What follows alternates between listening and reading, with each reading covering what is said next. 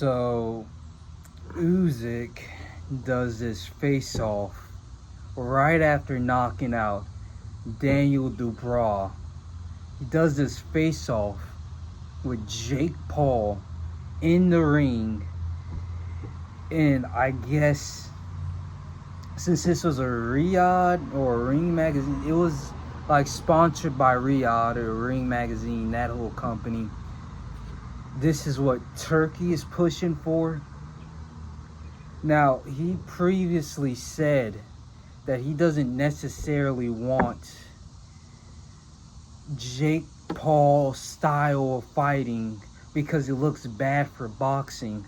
But then he does this face-off between Usyk and Jake Paul, which is just disgusting. You have one of the most accomplished of boxers. This is the same Canelo situation that he brought him out of, with Canelo being one of the most accomplished boxers in boxing at this moment, going against this like retard Jake Paul.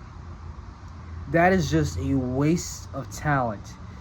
Especially Usyk, 38 years old. You got him wanting to go down to cruiserweight, which BWF wanted to go up the cruiserweight to fight Usyk. You could make that fight happen. You got Ajit Kabiel, just had an amazing knockdown over Zheli Zhang. You had Joseph Parker, who's been waiting for his title shot.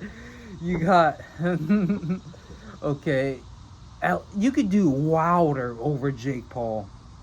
You can literally do Deontay Wilder, Anthony Joshua trilogy, all of these other fights that you can give the fans instead of Jake Paul versus Usyk, Oleksandr Usyk. The biggest waste of time of all time. Not only that, Turkey himself said, because he didn't necessarily said he wants Jake Paul versus Usyk. He just brought him out in the cage for that face-off.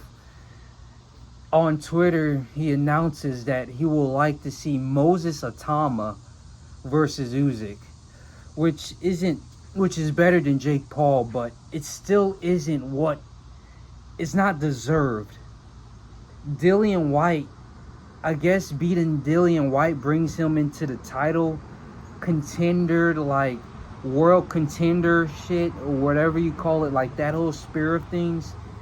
I guess it brings him up to that level, but still, there's so many guys that came before him that's still waiting to get that opportunity to shine and have that light brought upon them. But I guess he wants to build up these younger fighters because TKO is having their boxing league, and they're going to need new fighters brought in to make that like worth watching.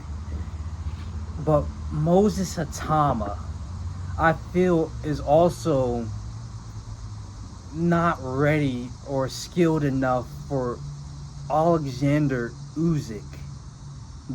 These pound for pound number one, probably second to Inoue if he's not number one.